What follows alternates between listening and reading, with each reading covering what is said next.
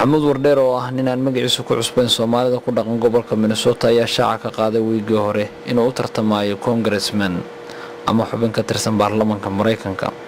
isagoo tartankiisa doorashada ka soo galaya degmada labaad ee gobolka Minnesota. jagada aan u ordayo waxa weeye waa US Congress position waa boss US Congress Washington DC xafiiska uu noqon doono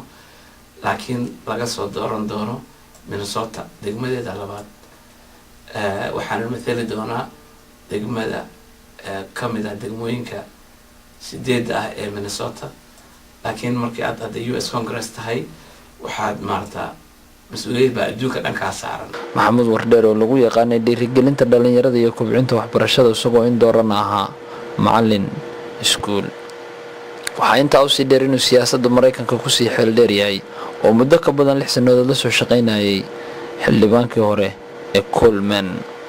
haddartaan waxaa meeshan ka ah Congress bosskaas ninka noo jooga waxaa la yiraahdaa John Klein waa nin qof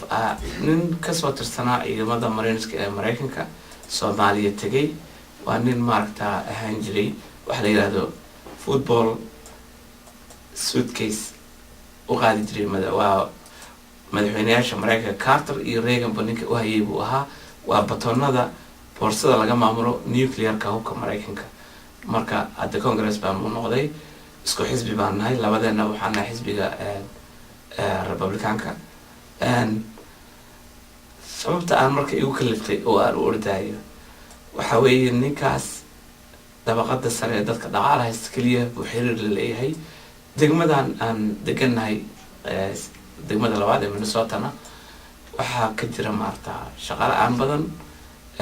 faqrinimadii baa soo kacaysa ganacsiga iyo maalgelintii baa yaraatay saaxiibkay John Klein wuxuu ku mashquulsan yahay taageerada dagaalada iyo in lacago badan oo bilaa macno ah la isaga diro niman dictator oo banaanka joogo sida Hamid Karzai ama ninkan Prime Minister Iraq Nouri al-Maliki ama ninkan hadda cusub oo rabo Obama inuu taageero oo la yiraahdo Ali Abdullah Salah oo aan ognahay inuu xukunka qabsaday 1978 dictator dadka Yemen aanay jeclayn marka khasaarana noo keenaysa marka aan dictatoradaas iyo dadkaas aan taageerno lacagtii annaga u baahnayn shaqada iyo halkan dadka u isticmaalaan laha waxbarashada caafimaadka hadii lagu bixiyo dagaal aan dhamaanayn oo macna aan lahayn waa dib marka aniga waxaan ka soo horjeedaa siyaasadihiisa ah ee dagaalada iyo lacagaha dibadda lagu bixiyo waxaan leeyahay halkaan uga baahanahay marka taas ay u kaliftay oo haddaan ku celiyo shaqo la'aanta iyo asagoo degmada oo faqriga uu ku sii batay ganacsiga iyo maalgelintii oo yaraatay asagana uusan warba u hayn haddii aad ku guulaysato ama aad u hesho fursad inaad ka qayb qaadato baarlamaanka Mareykanka waxay ku saalaysaa inaad la yeelatid gacan saar wadamada kale ee caalamka siyaasadooda adigoo wax ka bedeli kara garaanta siyaasadda ku socoto maanta ajendayga horta waa labo mid waa kan aan ku sheegayo halkan degmada labaad ee Minnesota taasoo ah in maarta shaqooyin la abuuro in maarta maalgelin la sameeyo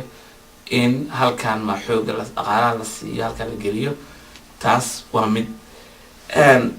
qorsheyga dibadda oo aan haddii aan ku guulaysto Congress-ka Mareykanka waa meel sharciyo lagu dejiyo waxaan rabaa inaan sharciyo badan halkaas ka hirgeliyo haddii ay suurtoodo insha Allah taala Ilaahay ogolaado sharciyadaas waxaa ka mid noqon doona si dhaqso ah loo dhameeyo dagaalada iyo maaragta lacagaha badan oo dibadda naga aado halku dhig waxa uu ah doorashadeeda midnimada Mareykanka iyo u gudbinta barwaaqo iyo baraare iyo nabad carruurta Mareykanka ee dhalan doonta taasna waxaa lagu heli karaa oo kaliya in dadka kale amaan la siiyo marka dadka amaan siiso adna amaan waa helaysaa laakiin dagaaladan aan macnaha lahayn oo aan qeexnayn oo aan dhamaanayn oo ay dowladda Mareykanka badanaa siyaasadeeda arrimaha dibadda waxay u baahan tahay in maarta la qeexo la joojiyo la yareeyo la xakameeyo waa inaan carruurteena uga tagnaa saaxiibo badan ma aha inaan cadow badan u sameyno marka qorsheyga waxaa ka mid ah sharciyo badan oo aan rabo oo ku saabsan sidii nabadda loo horumarin lahaa. waxaa ka mid in dhammaan dadka nabadda ka shaqeeyo uu Congress-ka aqoonsado. waxaa ka mid in aan la taageerin nimanka dictator-ka ah oo meelaha aan laga jeclayn ka taliyaan. waxaa ka mid inaan dadka soo kasbano muslimiinta dunida muslimka xiriir fiican la yeelano. waxaa ka mid inaan dagaalada joojino. Wardheere wuxuu ku jiraa wareegii koowaad ee tartanka siyaasadda oo ay soo kala xulayaan xusbiga ay ka tirsan yihiin labada nin ee ku tartamaya jagada oo ah Republicanka, isagoo ku rajo weyn in isaga loo dooranayo inuu tartankan uga soo qayb galo xusbigiisa degmada labaad ee gobolka. wixii ka soo kordha Wardheere iyo arrimaha siyaasadda Soomaalida ee gobolka Minnesota kala xiriir bartamaha.com ama barnaamijyada soo socda ee Wargelin. waxaan isku dayaynaa inaanu ku samayno raadraac. maxamed cabdilaahi wiilwal, Minnesota.